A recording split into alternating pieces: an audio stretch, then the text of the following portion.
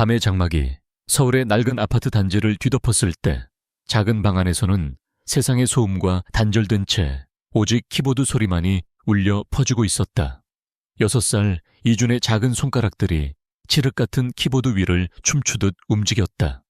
그 모습은 마치 어린 거장이 자신만의 오케스트라를 지휘하는 듯한 경건함마저 느껴지게 했다. 방 안의 낡은 책상과 삐걱거리는 의자와는 어울리지 않는 최첨단 컴퓨터 장비들이 내뿜는 푸른빛이 아이의 진지한 얼굴을 비추고 있었다. 이주는 평범한 6살 아이가 아니었다. 장난감 블록 대신 코드 블록을 가지고 놀았고 동화책 대신 프로그래밍 언어에 대한 논문을 읽었다. 아이에게 디지털 세계는 현실 세계보다 훨씬 더 명확하고 논리적인 놀이터였다. 복잡하게 얽힌 시스템의 구조를 파악하고 그 취약점을 찾아내어 자신만의 길을 만드는 과정은 세상에서 가장 재미있는 숨바꼭질이었다. 그리고 오늘 밤 이주는 역사상 가장 거대한 술래와 숨바꼭질을 시작하려 하고 있었다. 준아, 저녁 먹어야지. 그만하고 이리 와. 피곤함이 묻어나는 엄마 서연이의 목소리가 방문 틈으로 새어 들어왔다. 그녀는 하루 종일 식당에서 일하고 돌아와 지친 몸을 이끌고 있었다. 그녀의 삶은 아들 이준을 위해 존재하는 것이나 다름없었지만 현실의 무게는 종종 그녀의 어깨를 짓눌렀다. 월세 고지서와 각종 공과금 청구서가 식탁 한쪽에 위태롭게 쌓여있는 것을 볼 때마다 그녀의 마음은 무겁게 가라앉았다. 이준은 모니터에서 눈을 떼지 않은 채 대답했다. 조금만요. 거의 다 끝났어요. 아이의 목소리에는 나이에 맞지 않는 집중력이 배어 있었다. 연희는 작게 한숨을 쉬며 부엌으로 향했다. 아들이 컴퓨터에 천재적인 재능을 보인다는 사실은 자랑스러웠지만 동시에 걱정스럽기도 했다. 저 작은 머릿속에 무엇이 들어있는지 저 어린 아이가 감당하기에는 너무 벅찬 세상과 마주하고 있는 것은 아닌지 늘 불안했다. 저녁 식사는 조촐했지만 따뜻했다. 김이 모락모락 피어나는 찌개와 몇 가지 반찬이 전부였지만 모자는 서로의 존재만으로도 충만한 시간을 보냈다. 연희는 오늘 식당에서 있었던 사소한 일들을 이야기했고 이주는 가끔 고개를 끄덕이며 반응했다. 하지만 아이의 마음은 이미 다른 곳에 가 있었다. 바로 대한민국 최고의 기술기업 넥서스 이노베이션의 철옹성 같은 서버의 말이다. 식사를 마친 이주는 다시 자신의 방으로 들어갔다. 오늘 밤의 목표는 분명했다. 넥서스 이노베이션의 메인 시스템에 침투하는 것. 그것은 단순한 호기심이나 실력 과시가 아니었다. 엄마의 지친 얼굴과 쌓여가는 고지서를 보며 이주는 자신이 무언가 할 수 있다는 것을, 자신이 가진 능력이 세상을 바꿀 수도 있다는 것을 증명하고 싶었다. 물론 6살 아이의 방식은 다분히 유치하고 순진한 방식으로 발현될 터였다. 이주는 먼저 넥서스 이노베이션의 방화벽 구조를 분석하기 시작했다. 마치 거대한 성벽의 설계도를 펼쳐보는 것과 같았다. 수십 겹으로 이루어진 방어 체계는 빈틈이 없어 보였다. 하지만 이주는 알고 있었다. 세상에 완벽한 시스템은 존재하지 않는다는 것을. 인간이 만든 모든 것에는 반드시 실수가 작은 균열이 존재하기 마련이었다. 아이는 몇 시간 동안 끈기 있게 시스템의 외곽을 맴돌며 가장 약한 고리를 찾아 헤맸다. 같은 시각 강남의 가장 높은 빌딩 넥서스 타워의 펜트하우스에서는 냉기가 감돌고 있었다. 넥서스 이노베이션의 CEO 강지훈은 통유리창 너머로 펼쳐진 서울의 야경을 무표정하게 내려다보고 있었다. 그의 손에는 최고급 위스키가 담긴 잔이 들려 있었지만 그는 술의 맛을 전혀 느끼지 못했다. 그의 머릿속은 온통 회사의 실적과 주주들의 압박, 그리고 자신을 향한 의심의 눈초리들로 가득 차 있었다. 강지훈은 자수성가한 신화였다. 황무지에서 시작해 넥서스 이노베이션을 대한민국 최고의 기업으로 키워낸 입지전적인 인물. 그는 철저한 자기관리와 냉혹한 결단력으로 유명했다. 감정은 사치였고 인간관계는 비즈니스의 연장선에 불과했다. 그에게 중요한 것은 오직 결과와 효율뿐이었다. 하지만 최근 회사의 성장세가 주춤하면서 그의 신화에도 조금씩 균열이 보이기 시작했다.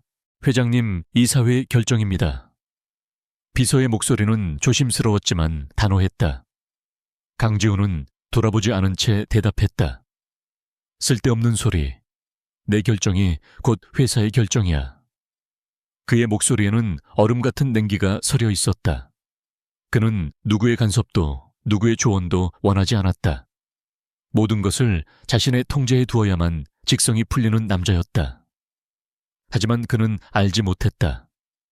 지금 이 순간 그의 철옹성 같던 통제 시스템이 보이지 않는 곳에서부터 서서히 무너져 내리고 있다는 사실을 이준의 눈이 반짝 빛났다. 마침내 찾아낸 것이다. 넥서스가 최근에 인수한 작은 자회사의 낡은 서버. 본사의 메인 시스템과는 분리되어 있었지만 데이터 동기화를 위해 임시로 열어둔 아주 작은 뒷문이 존재했다. 보안팀에서는 너무나 사소한 부분이라 간과했던 모양이다. 이준에게는 그 작은 틈만으로도 충분했다. 아이의 손가락이 다시 한번 폭풍처럼 키보드 위를 휘저었다. 코드가 스크린 위로 쏟아져 내렸다. 그것은 마치 복잡한 자물쇠를 푸는 것과 같았다. 첫 번째 잠금 장치를 해제하자 두 번째 암호가 나타났고 그것을 통과하자 또 다른 인증 시스템이 앞을 가로막았다. 하지만 이준은 당황하지 않았다. 오히려 즐기고 있었다. 이 거대한 술래가 숨겨놓은 수수께끼를 하나씩 풀어가는 과정이 아이에게는 최고의 놀이였다. 마침내 마지막 방화벽이 눈앞에 나타났을 때 이준은 잠시 숨을 골랐다. 이제 마지막 관문이었다. 이준은 자신이 직접 개발한 프로그램 유령의 속삭임을 실행시켰다. 이 프로그램은 시스템이 인식하지 못하는 아주 미세한 데이터 패킷으로 위장하여 방화벽을 통과하는 방식이었다. 수만 번의 시도 중 단 한 번의 성공 확률. 하지만 이준의 계산은 정확했다. 몇 분간의 정적이 흐른 뒤 모니터 화면에 작은 창이 하나 떴다. 접근 허용. 이준의 입에 작은 미소가 번졌다. 성공이었다. 6살 아이가 대한민국 최고의 기업을 무릎 꿇린 순간이었다. 이제 넥서스 이노베이션의 내부 시스템은 이준의 손바닥 안에 있었다. 재무자료, 연구개발, 데이터 인사기록까지 모든 정보에 접근할 수 있었다. 하지만 이준은 그런 것들에는 관심이 없었다. 아이의 목적은 파괴나 절도가 아니었다. 그저 자신의 실력을 확인하고 작은 장난을 치고 싶었을 뿐이다. 이준은 넥서스 이노베이션의 내부 인트라넷 게시판에 접속했다. 그리고 관리자 권한으로 새로운 공지사항을 하나 띄웠다. 내일 구내식당 점심 메뉴는 피자와 아이스크림입니다. 모든 임직원 여러분의 많은 이용 바랍니다. CEO 강지훈 드림. 유치하기 짝이 없는 장난이었다. 하지만 이 장난이 앞으로 어떤 거대한 파도를 몰고 올지 이준은 물론 세상 누구도 알지 못했다. 자신의 흔적을 완벽하게 지운 이준은 만족스러운 표정으로 컴퓨터를 껐다. 이제 정말로 잠자리에 들 시간이었다.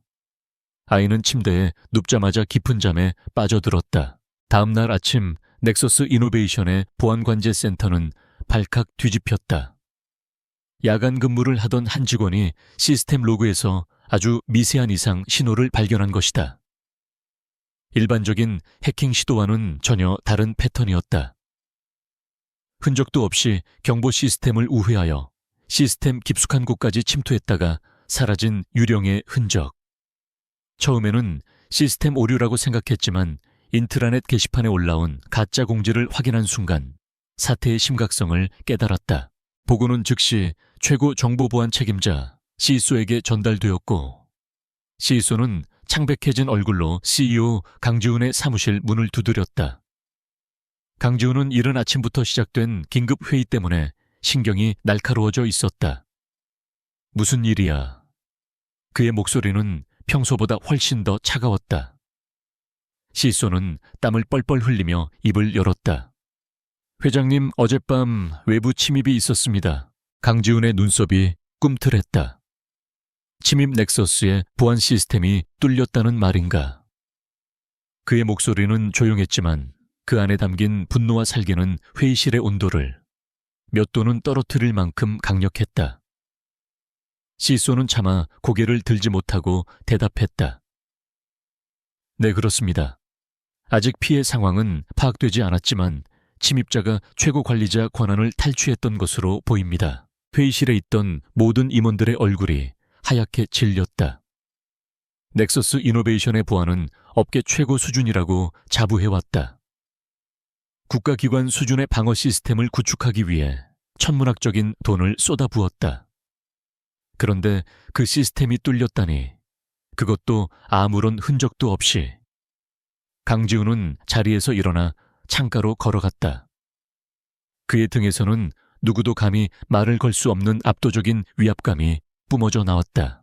범인은 누구지? 경쟁사인가?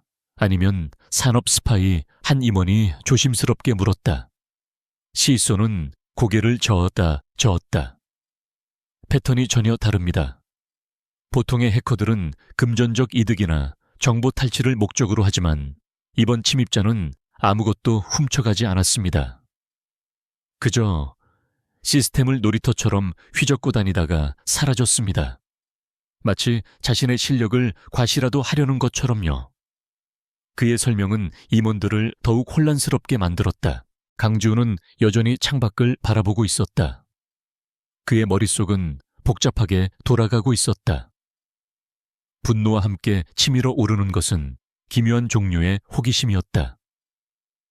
넥서스의 철옹성을 제 집처럼 드나들 정도의 실력자라니. 대체 어떤 자일까? 그는 천천히 몸을 돌려 임원들을 둘러보았다. 그의 눈빛은 얼음장처럼 차가웠지만 그 깊은 곳에서는 뜨거운 불꽃이 타오르고 있었다. 지금부터 비상사태를 선포한다. 24시간 내로 침입자의 정체를 밝혀내. 만약 실패한다면 여기 있는 모두가 책임을 져야 할 거야. 강지훈의 선언에 회의실의 공기는 얼어붙었다. 누구도 감히 이의를 제기하지 못했다. 그렇게 넥서스 이노베이션이라는 거대한 제국은 이름 모를 6살 해커와의 보이지 않는 전쟁을 시작했다. 그들은 자신들이 상대해야 할 유령이 지금쯤 유치원에서 친구들과 블록 쌓기를 하고 있다는 사실을 꿈에도 상상하지 못했다. 넥서스 타워의 심장부 보안관제센터는 거대한 벌집을 쑤셔놓은 듯한 혼란에 휩싸여 있었다. 수십 명의 최고 엘리트 요원들이 스크린에 끝없이 흘러가는 데이터의 강과 씨름하고 있었지만 그들의 얼굴에는 당혹감과 무력감만이 가득했다. 마치 투명한 유령과 싸우는 것처럼 적의 존재는 분명했지만 그 실체는 어디에서도 찾을 수 없었다. 그들은 침입자에게 고스트라는 코드네임을 붙였다. 흔적조차 남기지 않는 완벽한 범죄였다. 보안팀장인 오진혁은 며칠째 잠을 자지 못해 붉게 충혈된 눈으로 메인 스크린을 노려보고 있었다. 그의 임에는 굵은 땀방울이 맺혀 있었다. 대한민국 최고의 화이트 해커 출신이라는 그의 명성은 하룻밤 사이에 바닥으로 추락했다. 고스트는 그들이 설치한 모든 함정과 추적 시스템을 비웃기라도 하듯 유유히 빠져나갔다. 로그 기록은 교묘하게 삭제되거나 변조되어 있었고 침입 경로를 역추적하려는 모든 시도는 미궁 속으로 빠져들었다. 젠장, 이건 말이 안 돼. 어떻게 이런 일이 가능하지? 한 젊은 요원이 절망적인 목소리로 키보드를 내리쳤다. 오진혁은 그를 꾸짖을 기력조차 없었다. 모두가 같은 심정이었기 때문이다. 그들이 평생 쌓아온 지식과 경험이 정체불명의 침입자 앞에서 아무런 소용이 없었다. 고스트의 방식은 그들이 아는 어떤 해킹 기술과도 달랐다. 파괴적이지도 탐욕스럽지도 않았다. 그저 순수한 기술적 우위, 마치 어린아이가 어른을 농락하는 듯한 여유마저 느껴졌다. 그때 관제센터의 육중한 문이 소리 없이 열리고 강지훈이 모습을 드러냈다. 그의 등장만으로도 소란스럽던 공간의 모든 소음이 거짓말처럼 멎었다. 얼음장 같은 그의 시선이 방 안을 천천히 훑자 모두가 숨을 죽였다. 강지훈은 오진혁 앞에 멈춰 섰다. 그는 아무 말도 하지 않았지만 그 침묵은 천마디의 질책보다 더 무겁게 오진혁의 어깨를 짓눌렀다. 보고해. 강지훈의 나직한 목소리가 정적을 갈랐다. 오진혁은 마른 입술을 축이며 어렵게 입을 열었다. 아직 단서를 찾지 못했습니다. 범인은 저희의 모든 예측을 뛰어넘는 실력자입니다. 저희는 지금 허공에 주먹질을 하는 것과 같습니다, 회장님. 그의 목소리는 거의 기어들어갈 듯 작았다. 강지훈의 표정에는 아무런 변화도 없었다. 그는 단지 스크린을 응시할 뿐이었다. 스크린에는 고스트가 남긴 유일한 흔적. 내일 점심은 피자와 아이스크림이라는 장난스러운 공지가 떠 있었다. 수조 원의 가치를 지닌 기업을 뒤흔든 자가 남긴 메시지라고는 도저히 믿기지 않는 내용이었다. 임원들은 이것이 자신들을 조롱하는 것이라며 분노했지만 강지훈의 생각은 달랐다. 그는 이 메시지에서 오만함이 아닌 순수한 유희를 느꼈다. 상대를 압도할 실력이 있기에 부릴 수 있는 여유. 피해 상황은? 강지훈이 다시 물었다. 정보 유출이나 시스템 파괴 흔적은 전혀 없습니다. 그것이 더 저희를 혼란스럽게 만들고 있습니다. 목적을 알 수가 없습니다. 오진혁의 대답에 강지훈은 처음으로 희미한 표정 변화를 보였다. 그의 입꼬리가 아주 미세하게 올라갔다. 그것은 비웃음도 분노도 아니었다. 오랜만에 만난 강적에 대한 기묘한 흥미와 승부욕의 표현이었다. 그는 아무 말 없이 몸을 돌려 관제센터를 나갔다. 남겨진 보안팀은 다시금 무거운 침묵과 절망감에 휩싸였다. 한편 자신의 방으로 돌아온 강지훈은 보고서를 검토하고 있었다. 수십 페이지에 달하는 보고서는 온갖 전문 용어로 가득했지만 결론은 한 줄로 요약할 수 있었다. 알 수 없음. 그의 팀은 완벽하게 패배했다. 강지훈은 보고서를 책상 위에 던져버리고 깊은 생각에 잠겼다. 그의 분노는 팀의 무능함에 대한 것이었지만 마음 한구석에서는 고스트의 능력에 대한 감탄이 싹트고 있었다. 완벽한 침투 흔적 없는 퇴각. 그것은 마치 한 편의 예술작품과도 같았다. 그는 평생을 완벽주의자로 살아왔다. 비록 적이라 할지라도 그 완벽함은 인정하지 않을 수 없었다. 그는 고스트가 누구인지 그리고 무엇을 원하는지 미치도록 궁금해졌다. 이것은 단순한 보안 사고가 아니었다. 자신에게 던져진 지적인 도전장이었다. 그 무렵 모든 소동의 원인인 이주는 유치원에서 돌아와 간식을 먹고 있었다. 엄마가 차려준 우유와 빵을 먹으며 아이는 오늘 유치원에서 있었던 일을 종알종알 이야기했다. 그 모습은 영락없는 평범한 6살 아이였다. 하지만 이준의 머릿속에서는 어젯밤의 짜릿한 모험이 계속 맴돌고 있었다. 거대한 성을 탐험하고 누구에게도 들키지 않고 보물을 훔쳐보는 동화 속 주인공이 된 기분이었다. 엄마가 저녁 준비를 위해 부엌으로 들어간 사이 이준은 몰래 자신의 방으로 돌아왔다. 어젯밤 심어둔 작은 뒷문을 통해 다시 넥서스의 시스템에 접속하기 위해서였다. 다시 들어간 시스템 내부는 벌집을 쑤셔놓은 듯했다. 수많은 보안 프로그램들이 분주하게 움직이며 유령의 흔적을 찾고 있었다. 이주는 마치 투명 망토를 쓴 것처럼 그들의 감시망을 유유히 피해 다녔다. 그들의 움직임을 구경하는 것은 꽤나 재미있었다. 보안팀의 움직임을 피해 시스템의 더 깊숙한 곳으로 들어가던 이주는 우연히 이상한 데이터 흐름을 발견했다. 겉보기에는 평범한 재무 데이터처럼 보였지만 특정 부서의 자금이 정기적으로 몇 개의 유령 회사를 거쳐 외부로 빠져나가는 흐름이었다. 아이는 그것이 무엇을 의미하는지 정확히 알지는 못했다. 하지만 무언가 잘못되었다는 것은 본능적으로 느낄 수 있었다. 마치 퍼즐 조각이 맞지 않는 듯한 위화감이었다. 호기심이 발동한 이주는 그 흐름을 추적하기 시작했다. 데이터는 몇 겹의 암호로 철저하게 보호되고 있었다. 어젯밤의 장난과는 차원이 다른 수준의 보안이었다. 이것은 아이의 승부욕을 자극했다. 이주는 몇 시간 동안 모든 집중력을 쏟아부어 암호를 해독하기 시작했다. 아이의 작은 방에서 벌어지는 사이버 전쟁은 세상 누구도 알지 못했다. 화면 위로 수백만 개의 문자와 숫자들이 폭포수처럼 쏟아져 내렸다. 마침내 가장 강력한 암호화 하나가 풀리는 순간 이주는 숨겨진 장부의 일부를 엿볼 수 있었다. 그 안에는 상식적으로 이해할 수 없는 내용들이 가득했다. 존재하지 않는 프로젝트에 막대한 예산이 책정되어 있었고 실체 없는 직원들에게 거액의 급여가 지급되고 있었다. 이주는 아직 돈의 가치를 제대로 알지 못했지만 숫자의 크기가 비정상적이라는 것쯤은 충분히 인지할 수 있었다. 누군가 회사 돈을 몰래 훔치고 있는 것이 분명했다. 장부의 가장 윗부분에는 총괄 책임자 박성민 부사장이라는 서명이 선명하게 찍혀 있었다.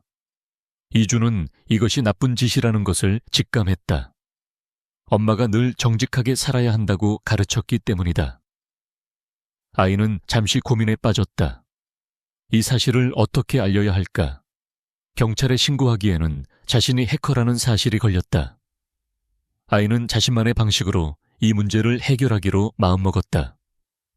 이 거대한 회사의 왕에게 직접 알려주는 것이다.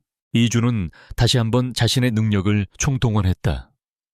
그의 목표는 단 하나 CEO 강지훈의 개인 단말기에 직접 메시지를 보내는 것이었다. 넥서스 시스템의 가장 깊고 안전한 곳에 위치한 그 단말기는 외부와는 완벽하게 차단되어 있었다. 하지만 이준에게 불가능이란 없었다. 아이는 시스템에 아주 미세한 균열을 파고들어 데이터 패킷을 조각내어 보내는 방식으로 마침내 CEO의 개인 채널에 접근하는 데 성공했다. 늦은 밤 넥서스 타워의 펜트하우스. 강지훈은 지친 몸을 소파에 기댄 채 눈을 감고 있었다. 그때 그의 책상 위에 놓인 개인 단말기에서 조용한 알림음이 울렸다. 외부에서는 절대 접근할 수 없는 오직 그만이 사용하는 비상 채널이었다. 강지훈은 놀라 자리에서 일어났다. 그의 심장이 미세하게 떨리기 시작했다. 고스트였다. 그가 자신에게 직접 말을 걸어온 것이다.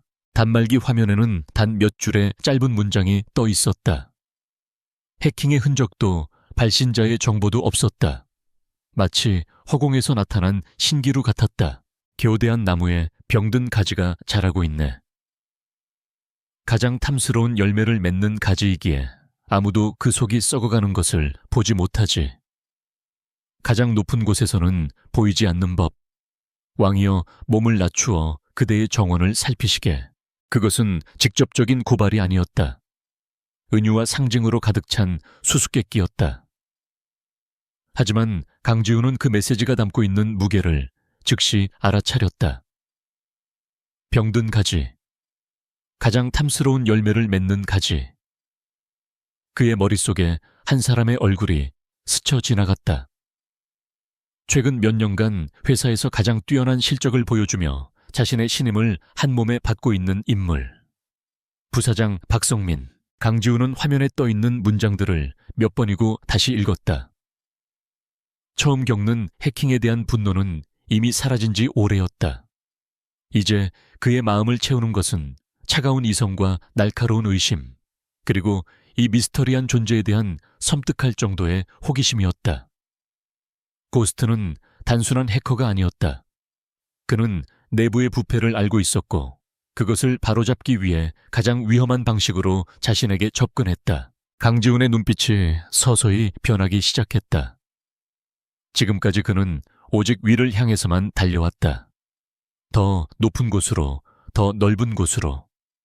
자신의 발밑에서 무엇이 자라고 있는지, 무엇이 썩어가고 있는지 돌아볼 여유가 없었다. 하지만 정체불명의 외부자가 던진 이 수수께끼는 그에게 새로운 시각을 강요하고 있었다. 자신의 완벽한 제국에 자신이 모르는 균열이 존재할지도 모른다는 가능성. 그는 이 게임에 기꺼이 참여하기로 결심했다. 다음 날 아침 넥서스 이노베이션의 이사회 회의실에는 폭풍 전야와 같은 무거운 긴장감이 감돌았다. 어젯밤 강지훈이 받은 비밀스러운 메시지에 대해 아는 사람은 아무도 없었지만 CEO의 차가운 분노와 그 이면에 숨겨진 미묘한 변화를 모두가 감지하고 있었다. 오늘의 주요 안건은 물론 고스트의 침입 사건과 그 대응 방안이었다. 임원들은 저마다의 해결책을 제시하며 목소리를 높였다. 가장 적극적으로 의견을 개진한 것은 부사장 박성민이었다.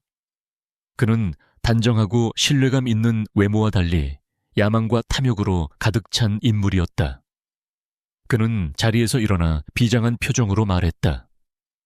이번 사건은 단순한 해킹이 아닙니다. 우리의 근간을 뒤흔들려는 명백한 테러 행위입니다. 당장 경찰과 국가기관에 수사를 의뢰하고 천문학적인 비용이 들더라도 외부 최고의 보안업체에 컨설팅을 맡겨 시스템을 전면 재구축해야 합니다. 그의 주장은 합리적이었고 대부분의 임원들이 고개를 끄덕이며 동조했다. 회사의 명예와 안정을 위해서라도 강력하고 즉각적인 조치가 필요하다는 것이 중론이었다. 하지만 회의 내내 침묵을 지키던 강지훈이 마침내 입을 열었을 때 회의실의 공기는 급격하게 얼어붙었다. 아니, 그렇게 하지 않겠다. 그의 목소리는 나직했지만 그 안에 담긴 단호함은 누구도 거스를 수 없는 것이었다. 박성민의 얼굴의 순간 당혹감이 스쳐 지나갔다. 그는 자신의 의견이 당연히 받아들여질 것이라 생각했다. 하지만 회장님 이대로 방치한다면 더 큰 피해로 이어질 수 있습니다. 우리의 기술과 정보가 경쟁사로 넘어갈 수도 있는 중대한 사안입니다. 그는 강지훈을 설득하려 했지만 강지훈의 생각은 다른 곳에 있었다. 그는 박성민의 눈을 똑바로 응시하며 말했다. 이건 외부로 향한 선전포고가 아닐 수도 있어. 어쩌면 내부를 향한 경고일지도 모르지. 강지훈의 의미심장한 말에 회의실은 술렁였다. 고스트는 우리에게 무언가 할 말이 있는 것 같다. 그가 원하는 것이 무엇인지 알아내기 전까지는 섣불리 움직이지 않는다. 보안팀은 외부 방어벽을 강화하되 조용히 내부를 감시하라. 이 문제는 내가 직접 처리한다. 그의 선언은 사실상의 독단적인 결정이었다. 임원들은 불만스러웠지만 누구도 감히 토를 달지 못했다. 박성민은 마지못해 고개를 숙였지만 그의 마음속에는 불안의 씨앗이 싹트기 시작했다. 강지훈의 반응은 너무나 이례적이었다. 평소에 그였다면 당장 범인을 색출해내어 뿌리까지 뽑아버렸을 터였다. 그런데 대화를 시도하겠다니 마치 무언가를 알고 있다는 듯한 그의 태도가 박성민의 신경을 날카롭게 긁었다. 회의가 끝난 후 강지훈은 자신의 집무실로 돌아와 비서에게 누구도 들이지 말라고 지시했다. 그는 어젯밤 받은 메시지를 다시 떠올렸다. 가장 탐스러운 열매를 맺는 가지. 회사의 모든 프로젝트 중 가장 눈부신 성과를 내고 있는 것은 박성민이 이끄는 신사업 개발팀이었다. 그는 회사의 차세대 성장 동력으로 각광받으며 강지훈의 절대적인 신임을 얻고 있었다. 만약 고스트의 말이 사실이라면 가장 믿었던 신복에게 발등을 찍힌 셈이었다. 강지훈은 인터컴을 눌러 한 사람을 호출했다. 곧이어 노크소리와 함께 중년의 남성이 집무실로 들어섰다. 그는 넥서스 이노베이션의 내부 감사팀을 이끄는 윤기철 실장이었다. 화려한 경력의 임원들 사이에서 눈에 띄지 않았지만 강지훈이 창업 시절부터 유일하게 속내를 터놓고 믿는 인물이었다. 윤 실장은 말없이 강지훈의 앞에 섰다. 그는 CEO가 자신을 찾을 때는 언제나 특별한 임무가 주어진다는 것을 알고 있었다. 강지훈은 고스트에 대한 이야기는 한마디도 꺼내지 않았다. 윤 실장, 지금부터 신사업 개발팀에 대한 특별 감사를 시작해주게. 그의 목소리는 감정이 배제되어 있었다. 윤 실장의 눈이 작게 흔들렸다. 신사업개발팀은 회사의 성역과도 같은 곳이었다. 이유를 여쭈어봐도 되겠습니까? 그는 조심스럽게 물었다. 최근 실적 보고에서 몇 가지 의심스러운 점이 발견됐어. 과대 포장된 성과일 가능성이 있다. 누구도 눈치채지 못하게 아주 조용하고 철저하게 진행해주게. 모든 보고는 내게만 직접 하도록. 윤 실장은 더 이상 묻지 않았다. 그는 강지훈의 성격을 누구보다 잘 알았다. 이유를 설명하지 않는다는 것은 그만큼 중대하고 비밀스러운 사안이라는 의미였다. 알겠습니다, 회장님. 그는 짧게 대답하고는 소리 없이 집무실을 나섰다. 이제 보이지 않는 전쟁의 서막이 올랐다. 강지훈은 고스트가 던진 미끼를 물었고 박성민이라는 거대한 물고기를 잡기 위한 그물을 던지기 시작했다. 그 시각 모든 사건의 중심에 있는 이주는 동네 놀이터의 벤치에 앉아 있었다. 아이는 다른 아이들이 아빠와 함께 공을 차고 그네를 타는 모습을 멍하니 바라보고 있었다. 엄마는 아빠가 아주 먼 곳으로 여행을 떠났다고 말했다. 하지만 이주는 알고 있었다. 엄마가 가끔씩 낡은 사진첩을 보며 눈물을 흘린다는 것을. 사진 속에는 자신이 한 번도 본 적 없는 젊은 남자가 엄마와 함께 환하게 웃고 있었다. 이주는 아빠의 얼굴이 기억나지 않았다. 하지만 마음 한구석에는 늘 채워지지 않는 빈자리가 있었다. 자신도 다른 아이들처럼 아빠의 목마를 타고 아빠와 함께 캐치볼을 하고 싶었다. 그 공허함이 아이를 컴퓨터 속 세상으로 더욱 깊이 빠져들게 만들었는지도 모른다. 그곳에서는 모든 것이 논리와 규칙으로 이루어져 있었다. 예측할 수 없는 인간의 감정이나 슬픔 같은 것은 존재하지 않았다. 한편 부사장실의 박성민은 불쾌한 기분으로 보고를 받고 있었다. 내부 감사팀 갑자기 왜 신사업팀을? 그는 신경질적으로 넥타이를 고쳐맸다. 처음에는 정기적인 감사 절차련이 생각했다. 하지만 감사의 범위와 방식이 심상치 않았다.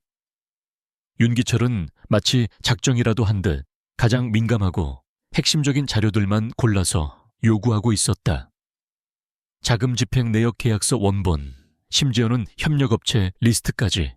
박성민의 이마에 식은땀이 배어나왔다. 그의 머릿속에서 퍼즐 조각들이 맞춰지기 시작했다.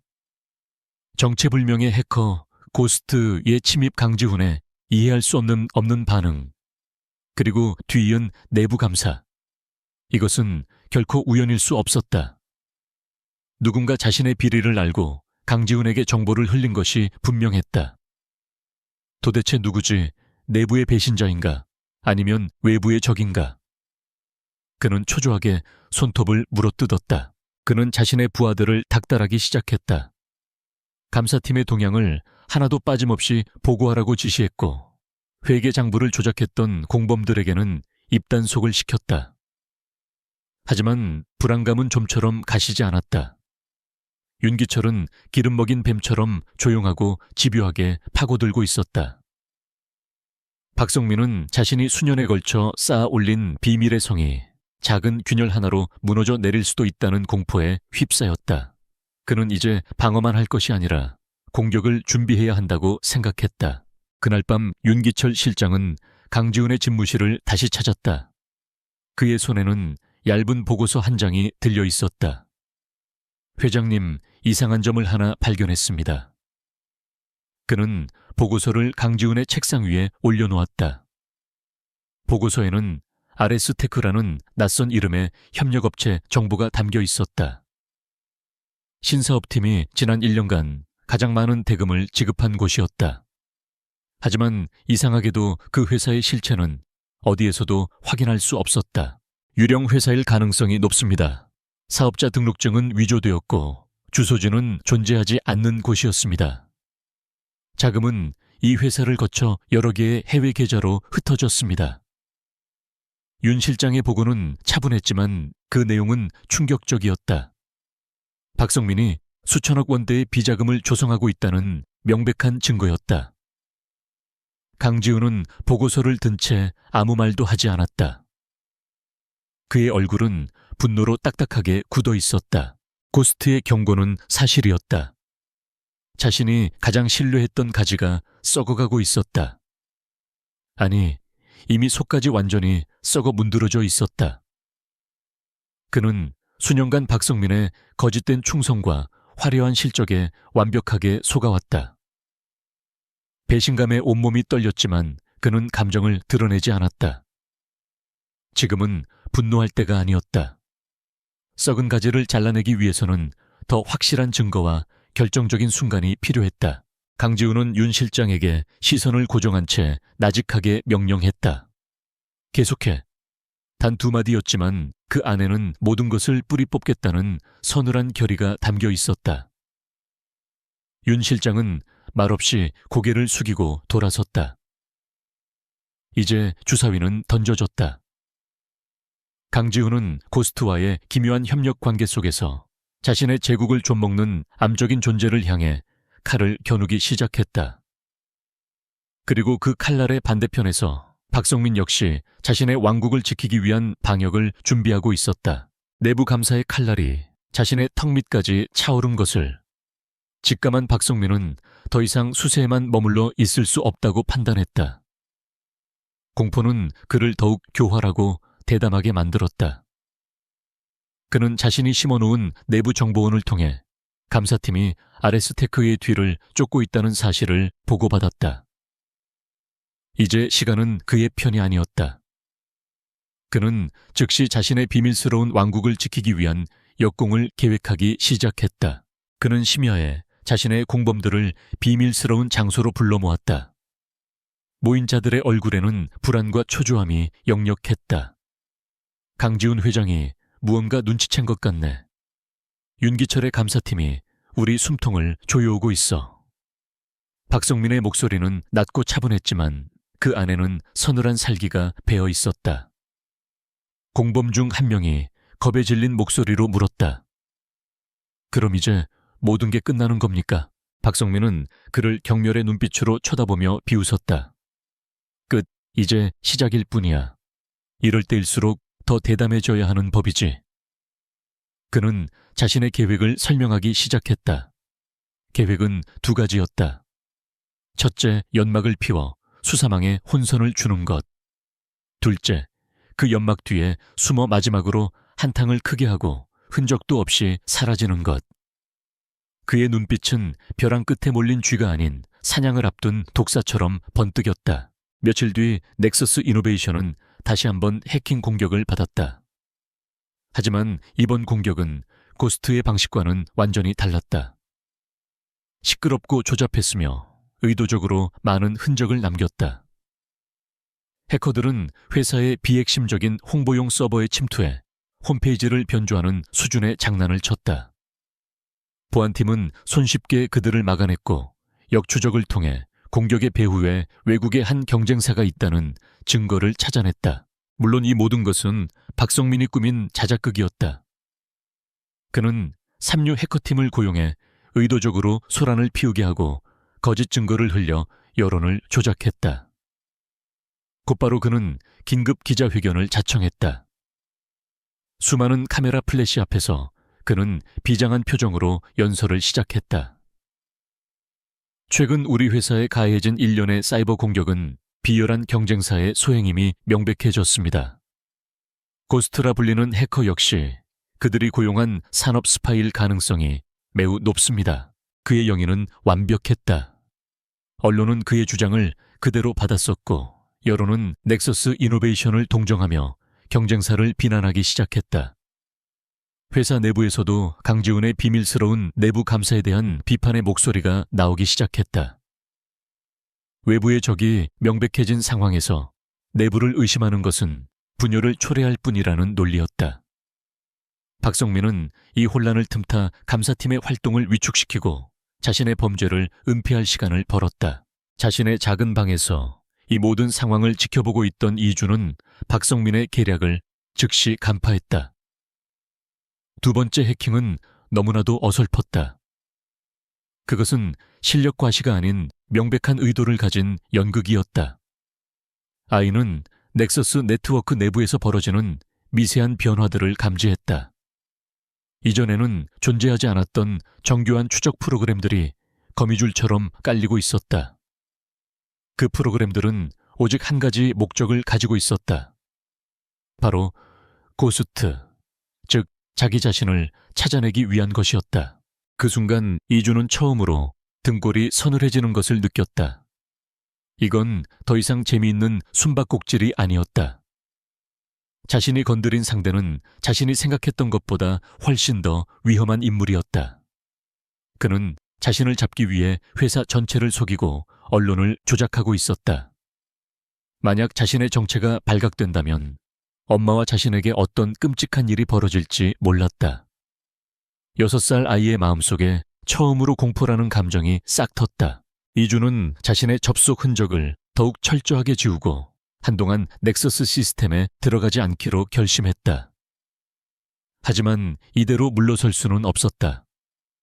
나쁜 사람이 벌을 받지 않고 오히려 더 큰 소리를 치는 것을 그냥 두고 볼 수만은 없었다. 아이는 시스템 내부에서 더 많은 증거를 찾는 대신 외부에서 자신을 도와줄 조력자를 찾아보기로 했다. 시스템에 다시 들어가는 것은 이제 너무 위험했다. 이주는 예전에 미리 다운로드해 두었던 넥서스 이노베이션의 과거 인사기록 데이터베이스를 샅샅이 뒤지기 시작했다. 그는 박성민이 부사장으로 승진하며 권력을 잡기 시작한 시점을 기준으로 갑작스럽게 퇴사하거나 징계를 받은 직원들의 명단을 추렸다.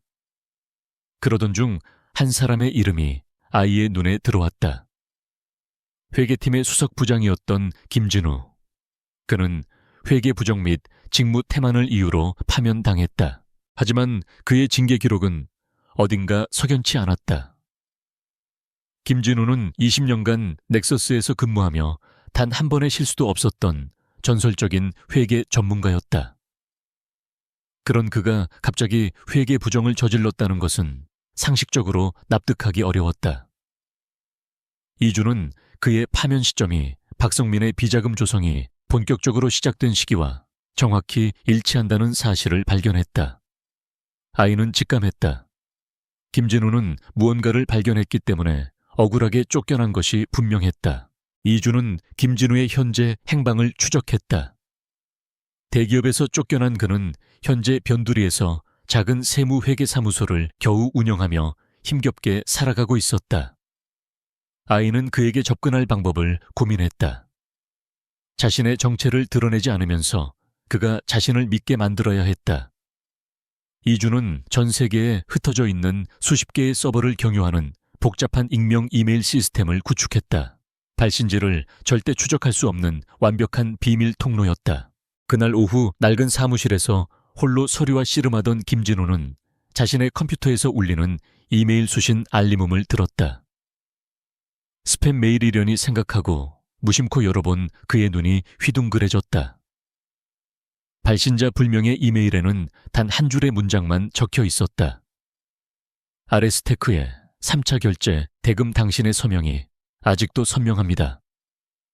그 문장을 보는 순간 김진우의 심장이 쿵 하고 내려앉는 것 같았다. 아레스테크, 그리고 3차 결제 대금. 그것은 그의 인생을 송두리째 망가뜨린 악몽의 이름이었다. 몇 년 전 그는 박성민 부사장의 지시로 실체도 없는 유령 회사에 거액의 자금을 이체하는 서류에 서명해야 했다. 그는 부당함을 주장했지만 돌아온 것은 회유와 협박뿐이었다. 결국 그는 서명을 거부했고 며칠 뒤 박성민이 꾸며놓은 함정에 빠져 회계 부정을 저질렀다는 누명을 쓴 채 회사에서 쫓겨났다. 지난 몇 년간 그는 그날의 악몽을 잊으려 애썼다. 거대한 권력 앞에서 한 개인은 얼마나 무력한지 뼈저리게 느꼈기 때문이다. 그런데 이제 와서 누군가 그 상처를 다시 들춰낸 것이다. 그의 온몸이 분노와 공포로 떨리기 시작했다. 도대체 누가 왜 나에게 이런 메시지를 보내는 거지? 박성민의 수하인가 아니면? 그의 머릿속이 복잡하게 얽혔다. 하지만 메시지에서는 위협적인 느낌이 들지 않았다. 오히려 나는 당신의 비밀을 알고 있다고 말하는 듯한 기묘한 동질감마저 느껴졌다. 어쩌면 이것은 복수의 기회일지도 모른다는 생각이 그의 뇌리를 스쳤다. 잃어버린 명예와 짓밟힌 자존심을 되찾을 수 있는 마지막 기회. 그는 떨리는 손으로 키보드 위에 손가락을 올렸다. 수많은 감정이 교차하는 가운데 그는 마침내 답장을 입력하기 시작했다. 한참을 망설이던 그는 마침내 단 한 문장을 써서 전송 버튼을 눌렀다. 누구시죠? 메시지는 다시 한번 암호화된 통로를 통해 세상 반대편에 있는 6살 아이에게로 날아갔다. 김진우는 화면을 응시하며 초조하게 다음 답장을 기다렸다. 그의 인생을 바꿀지도 모르는 이 미스터리한 존재와의 대화가 막 시작된 참이었다. 그는 자신의 앞에 나타난 구원자가 혹은 파멸자가 이제 막 유치원을 졸업할 나이라는 사실을 상상조차 하지 못했다. 김진우가 보낸 누구시죠? 라는 짧은 질문은 암호화된 네트워크를 타고 순식간에 이준의 컴퓨터에 도착했다. 아이는 잠시 고민했다. 자신의 정체를 밝힐 수는 없었다. 하지만 상대방의 신뢰를 얻기 위해서는 무언가 확실한 것을 보여주어야만 했다. 이준은 자신이 확보해두었던 박성민의 비밀 장부 원본 파일 중 김진우가 직접 관여했으나 미처 확인하지는 못했던 또 다른 거래 내역을 그에게 전송했다. 파일을 다운로드하여 열어본 김진우의 손이 부들부들 떨리기 시작했다. 그것은 자신이 쫓겨나기 직전에 박성민이 감추었던 완벽하게 조작된 이중 장부의 일부였다. 자신이 알고 있던 것보다 훨씬 더 거대하고 조직적인 범죄의 증거였다. 이것은 내부자가 아니고서는 절대 손에 넣을 수 없는 자료였다. 이 익명의 존재는 단순한 정보원이 아니었다. 그는 시스템의 심장부에 직접 칼을 꽂을 수 있는 실력자, 바로 고스트였다. 김진우는 이 미스터리한 조력자를 완전히 신뢰하기로 결심했다. 그는 잃을 것이 없었다. 이미 모든 것을 잃었기 때문이다. 그날 이후 두 사람의 기묘한 동맹이 시작되었다. 6살 해커 소년과 세상에서 잊혀진 회계 전문가. 그들은 암호화된 채팅 프로그램을 통해서만 대화했다. 이준이 디지털 세계의 길을 열면 김진우는 그 길 위에서 숫자로 된 진실을 꿰뚫어 보았다.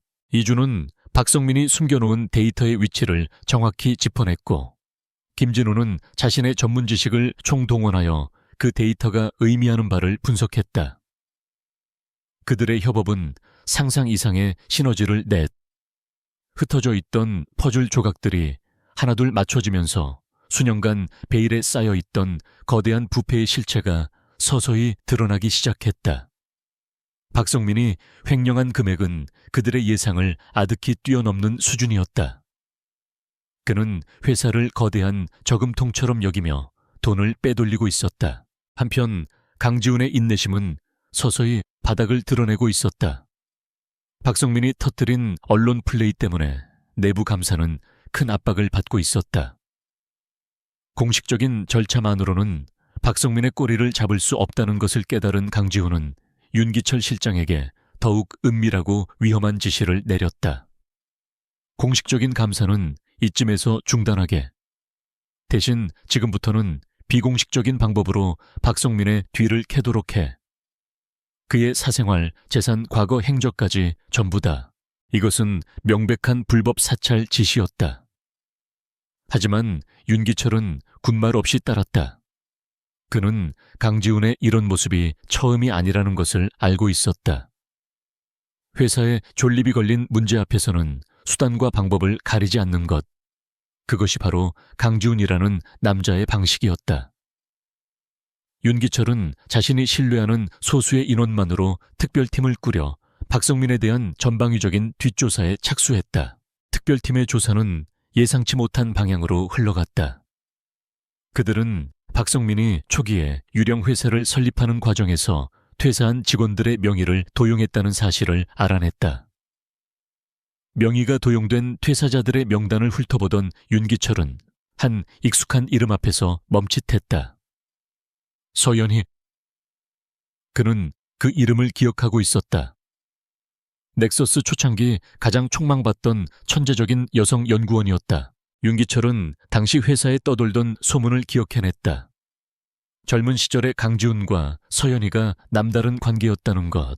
모두가 그들의 관계를 응원했지만 서연이는 어느 날 갑자기 아무런 이유도 설명하지 않은 채 회사를 떠나버렸다.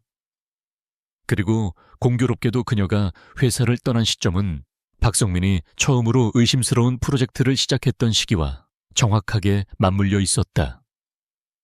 윤기철은 등골이 서늘해지는 것을 느꼈다. 그는 망설였다. 이 사실을 강지훈에게 보고해야 할까?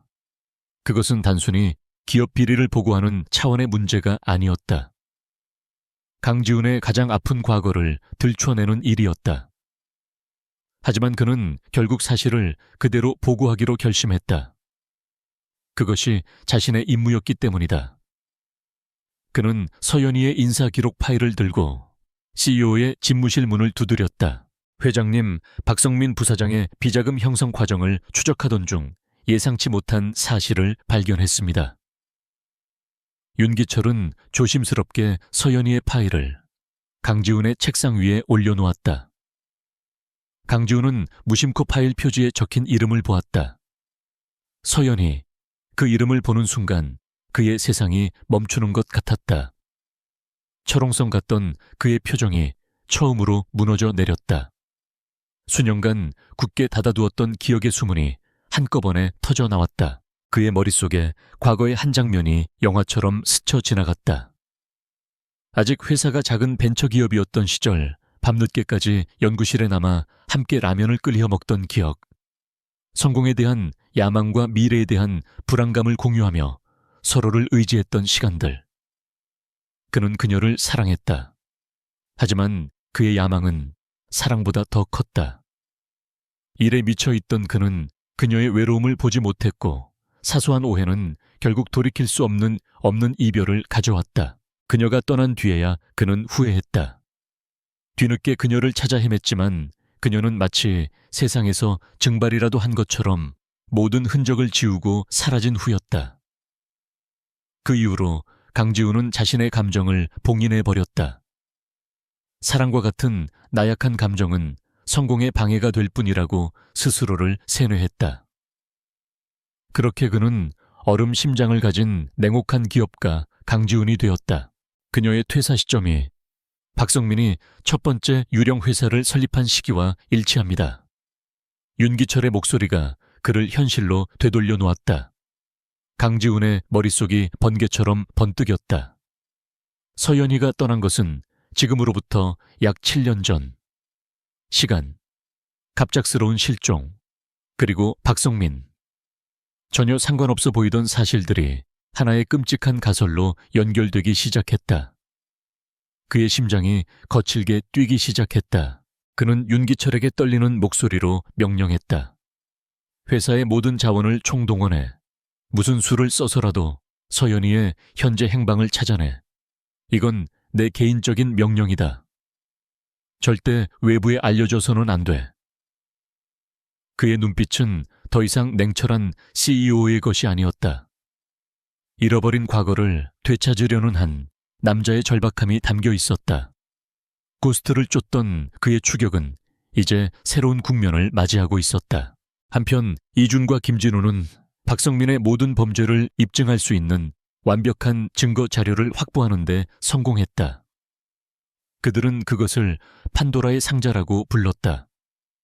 김진우는 자료의 방대함과 치밀함에 혀를 내둘렀다. 이제 남은 것은 이 상자를 어떻게 세상에 공개하느냐였다. 이준은 이 정보를 단순히 강지훈에게 넘기는 것만으로는 부족하다고 생각했다. 박성민은 언론과 권력을 이용해 얼마든지 진실을 왜곡할 수 있는 자였다. 이준은 대한민국에서 가장 집요하고 정의감 넘치는 것으로 유명한 한 탐사보도 전문 기자를 타겟으로 정했다. 그는 외부의 압력에 절대 굴하지 않고 한 번 물면 절대 놓지 않는 성격으로 정평이 나 있었다. 이준은 판도라의 상자를 몇 겹으로 암호화하여 데이터 폭탄을 만들었다. 그리고 박성민이나 그의 수하들이 자신을 추적하여 제거하려 할 경우 자동으로 이 데이터 폭탄이 해당 기자에게 전송되도록 여러 개의 데드맨 스위치를 설치했다. 이제 모든 준비는 끝났다. 마지막 결전을 위한 무대는 완벽하게 차려졌다. 작은 방 안의 6살 아이는 이제 거대한 제국의 운명을 뒤흔들 마지막 카드를 손에 쥐고 있었다. 그는 자신의 이 작은 행동이 어떤 나비 효과를 불러올지, 그리고 자신이 그토록 그리워하던 존재를 바로 눈앞으로 끌어당기고 있다는 사실을 전혀 알지 못했다. 깊은 밤 강지우는 홀로 거대한 집무실에 앉아 있었다. 그의 앞에는 낡은 컴퓨터 파일 하나가 열려 있었다. 그가 몰래 간직해온 환하게 웃고 있는 서연이의 젊은 시절 사진이었다. 그의 마음속에서 후회와 분노, 그리고 믿을 수 없는 희미한 희망이 거대한 폭풍처럼 휘몰아치고 있었다. 고스트에 대한 추적과 잃어버린 사랑에 대한 추적이 이제 하나가 되려 하고 있었다. 박성민의 인내심은 한계에 달했다. 그가 고용한 사설 정보업체로부터 마침내 보고가 올라왔다. 고스트의 신호를 완벽하게 특정하지는 못했지만 최초 침입 당시 남겨졌던 아주 미세한 데이터의 잔재를 추적한 결과 서울의 낡은 서민 아파트가 밀집한 한 구역으로 범위가 좁혀졌다는 내용이었다. 그것만으로는 부족했지만 편집증적인 의심에 사로잡힌 박성민에게는 그것으로 충분했다. 그는 더 이상 기다릴 수 없었다. 그는 즉시 자신의 수하들에게 명령을 내렸다. 경찰이나 공식적인 방법은 쓸 수 없었다. 그는 어둠의 세계에서 고용한 해결사들을 그곳으로 보냈다. 그들의 임무는 체포가 아니었다. 해커를 정리하고 그의 모든 장비를 회수한 뒤 모든 것을 사고로 위장하는 것이었다.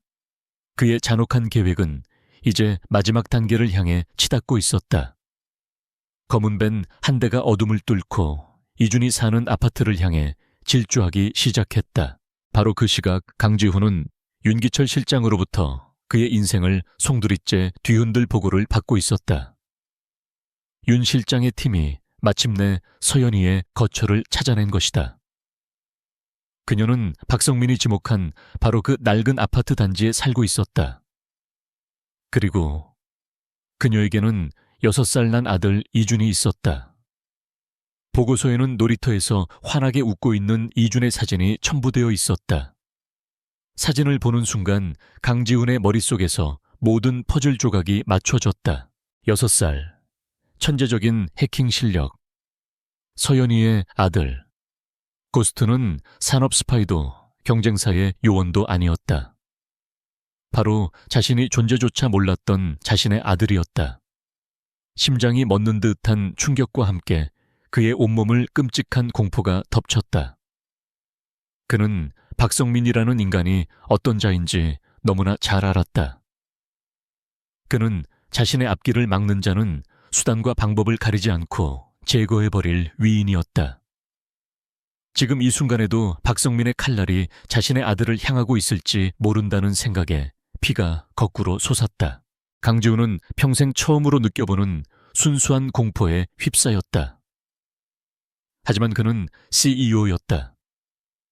위기의 순간에 감정에 휘둘리는 대신 그는 가장 효율적이고 강력한 방법을 선택했다. 그는 경찰에 신고할 수 없었다. 모든 것이 알려지면 넥서스는 물론 서연이와 이준의 삶까지 파괴될 터였다. 그는 자신의 제국 넥서스 이노베이션의 모든 자원을 동원하여 아들을 위한 보이지 않는 방패를 만들기로 결심했다. 그는 즉시 보안관제센터에 직접 연결했다. 지금부터 도시 네트워크 안정성 테스트를 실시한다. 내가 지정하는 특정 구역의 모든 통신망에 미세한 노이즈를 발생시키고 주변의 모든 교통신호 시스템을 통제하라. 모든 순찰차의 동선이 그 구역을 자연스럽게 지나치도록 경로를 재설정해. 그의 명령은 테스트라는 명분으로 위장되었지만 사실상 아들을 지키기 위한 사이버 계엄령 선포나 다름없었다. 자신의 방에서 마지막 결전을 준비하던 이준의 모니터에 갑자기 붉은 경고창이 여러 개 떠올랐다. 자신이 설치해둔 외부 침입 감지 시스템이 비명을 지르고 있었다. 누군가 자신의 집 와이파이 네트워크에 무차별적으로 침입을 시도하고 있었다. 이주는 즉시 자신이 해킹해두었던 아파트 주변의 CCTV 화면들을 띄웠다. 화면 속에는 검은 밴 한 대가 아파트 입구에 멈춰서고 그 안에서 건장한 남자 몇 명이 내리는 모습이 포착되었다. 그들의 손에는 둔기처럼 보이는 물건들이 들려 있었다. 그들은 명백히 자신을 노리고 있었다. 이준의 작은 심장이 미친 듯이 뛰기 시작했다. 엄마는 아직 퇴근 전이었다. 집에는 오직 자기 혼자뿐이었다. 공포가 목까지 차올랐지만 아이는 울지 않았다. 대신 아이의 눈빛은 그 어느 때보다 차갑게 빛나기 시작했다. 이제 물러설 곳은 없었다. 싸워야만 했다. 자신과 엄마를 지키기 위해서 이주는 원래 계획했던 언론사 제보를 포기했다. 그럴 시간이 없었다. 그는 지금 당장 이 자리에서 박성민을 끌어내려야만 했다. 아이는 넥서스 이노베이션의 사내 방송 시스템을 목표로 삼았다. 마침 오늘 저녁 박성민이 전 직원을 대상으로 분기 실적을 발표하는 라이브 방송이 예정되어 있었다. 수천 명의 임직원이 지켜보는 그 자리에서 그의 모든 비리를 폭로하는 것, 그것이 이준의 새로운 계획이었다. 아이의 손가락이 다시 한번 키보드 위를 날아다니기 시작했다. 사내 방송 시스템은 외부의 접근이 원천적으로 차단된 폐쇄망이었다. 하지만 이준에게는 길이 보였다. 그는 시스템의 가장 깊은 곳 유지 보수를 위해 임시로 열리는 아주 작은 통로를 찾아냈다. 하지만 그곳을 통과하기 위해서는 박성민의 보안팀이 설치한 마지막 방화벽을 뚫어야만 했다. 한편 펜트하우스의 강지훈은 네트워크 전체를 손바닥처럼 들여다보고 있었다. 그는 자신의 아들이 무엇을 하려는지 즉시 알아차렸다. 동시에 박성민의 보안팀이 이준의 접근을 필사적으로 막아서고 있는 것도 보였다. 아들이 보이지 않는 벽 앞에서 고전하고 있는 것을 본 순간 강지훈은 망설이지 않았다. 그는 자신의 최고 관리자 권한을 이용해 단 한 줄의 명령어를 시스템에 입력했다. 긴급 시스템 진단 프로토콜 실행. 겉보기에는 평범한 시스템 점검 명령어였지만 그 명령어는 박성민의 방화벽에 아주 짧은 순간 동안 눈에 보이지 않는 작은 균열을 만들어내는 역할을 했다. 그것은 아버지가 아들을 위해 몰래 열어준 작은 뒷문이었다. 강지훈의 도움이 있자 이준의 공격은 거침없이 마지막 방어선을 뚫고 나아갔다. 마침내 사내 방송 시스템의 제어권이 6살 아이의 손에 들어왔다. 넥서스 타워의 대강당. 박성민은 수천 명의 직원들 앞에서 자신감 넘치는 표정으로 연설을 하고 있었다. 그는 최근의 해킹 사건을 경쟁사의 비열한 행위로 규정하고 넥서스의 뛰어난 위기관리 능력을 자랑스럽게 떠벌리고 있었다. 그의 연설이 절정으로 치닫는 순간이었다. 갑자기 그의 뒤에 있던 거대한 스크린이 지지직거리며 꺼졌다. 강당은 술렁이기 시작했다. 박성민이 당황하여 뒤를 돌아보는 순간 스크린이 다시 켜졌다. 하지만 화면에 나타난 것은 그의 발표 자료가 아니었다. 화면을 가득 채운 것은 그의 서명이 담긴 비밀장부 유령 회사로 흘러들어간 자금의 흐름을 보여주는 도표 공범들과 나눈 추악한 거래가 담긴 이메일, 그리고 비자금 조성을 지시하는 그의 목소리가 담긴 녹음 파일이었다. 판도라의 상자가 마침내 온 세상에 열린 것이었다. 강당은 처음에는 완전한 정적에 휩싸였다. 이내 경악과 충격으로 가득 찬 웅성거림이 파도처럼 번져나갔다. 박성민은 무대 위에서 돌처럼 굳어버렸다. 그의 얼굴은 새하얗게 질려 있었다.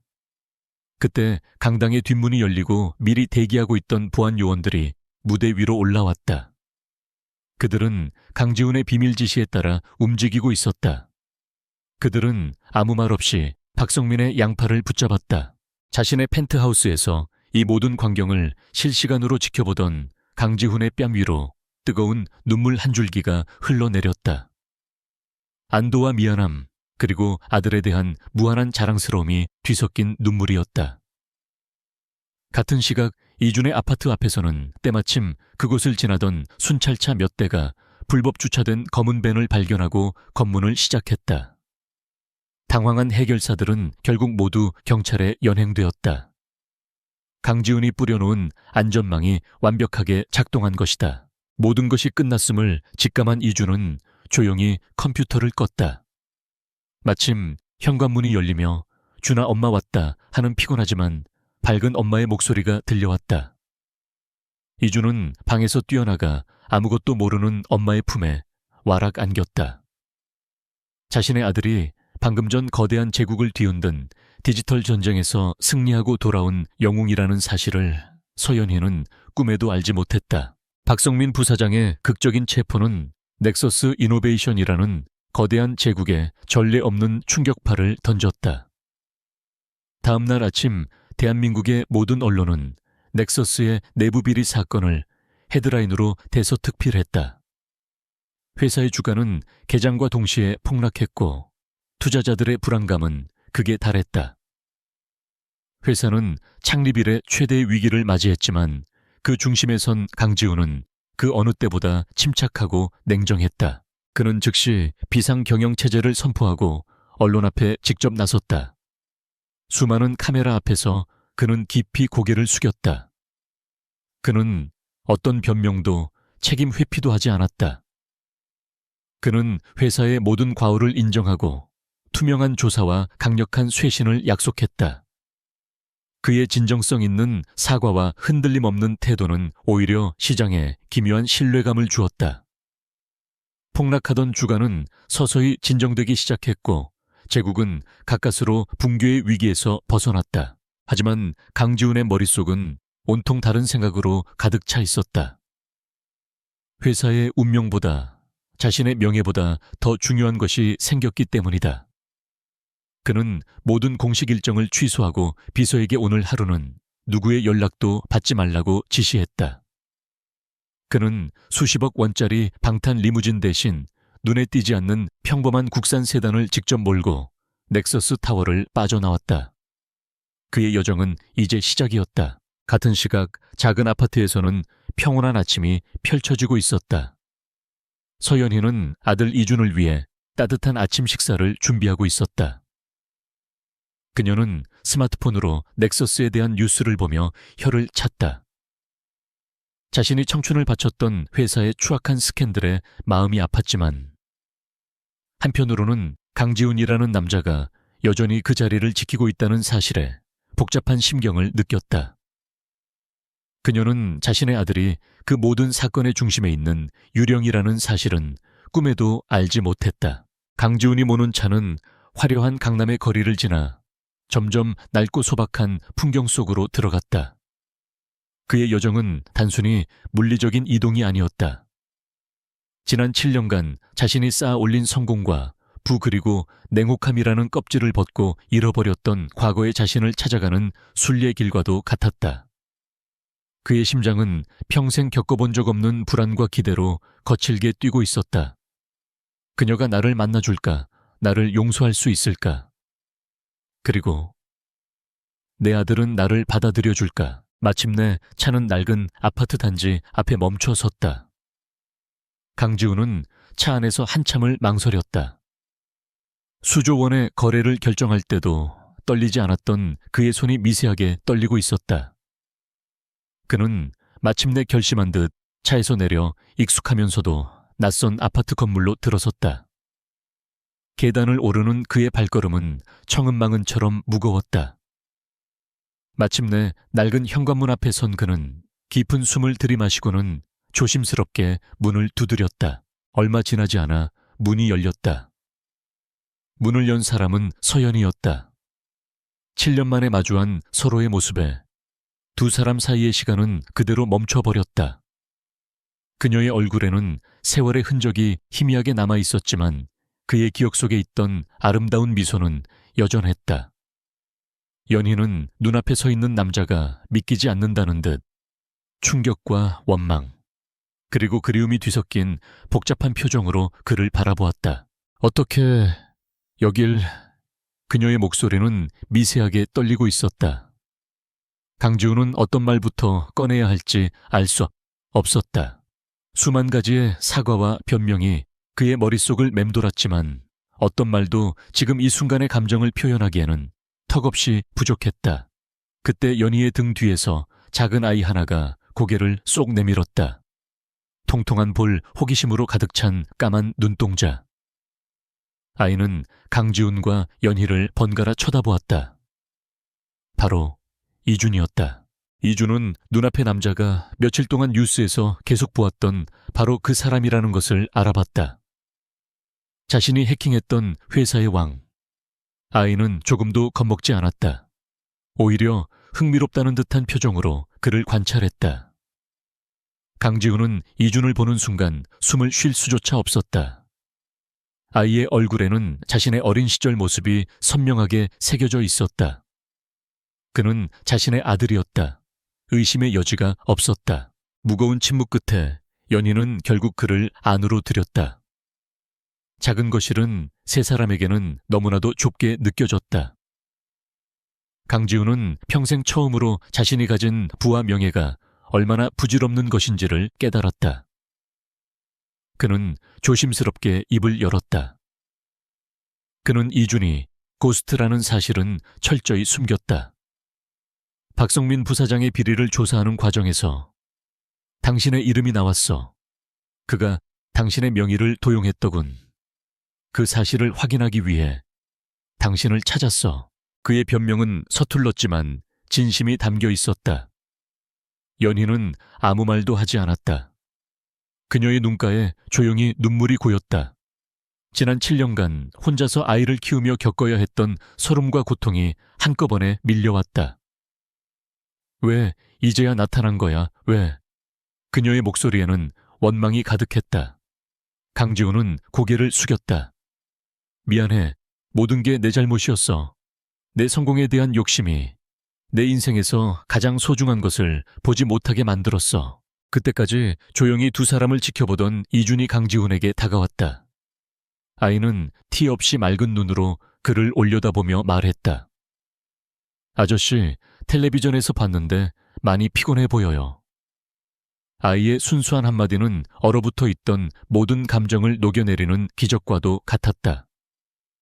강지훈은 자신도 모르게 무릎을 꿇어 아이와 눈높이를 맞췄다. 그는 자신의 아들의 얼굴을 제대로 마주볼 용기가 나지 않았다. 그는 떨리는 손을 뻗어 아이의 머리를 조심스럽게 쓰다듬었다. 따뜻하고 부드러운 감촉이 손끝을 통해 그의 심장까지 전해졌다. 수십 년간 잊고 살았던 아니, 잊으려 애썼던 따뜻한 감정이 그의 얼어붙은 심장을 녹이기 했다. 그는 더 이상 넥서스 이노베이션의 냉혹한 CEO가 아니었다. 그는 한 아이의 아버지였다. 그리고 그는 이제 자신의 아들과 아들을 지켜온 여인을 위해 자신의 모든 것을 바칠 준비가 되어 있었다. 그날의 만남이 모든 것을 해결해주지는 않았다. 7년이라는 시간의 벽은 생각보다 높고 단단했다. 연희의 상처는 깊었고 강지훈의 후회는 무거웠다. 하지만 그들의 낡은 아파트에는 아주 작은 변화의 씨앗이 싹트기 시작했다. 그것은 용서나 화해가 아닌 시작에 대한 조심스러운 가능성이었다. 강지훈이 집을 떠나기 전 그는 이준을 향해 어렵게 물었다. 이번 주말에 아저씨랑 공원에 가지 않을래? 이준은 대답 대신 엄마인 연희를 돌아보았다. 연희는 한참 동안 창밖을 바라보며 생각에 잠겼다. 그녀의 마음속에서 수많은 감정이 교차했다.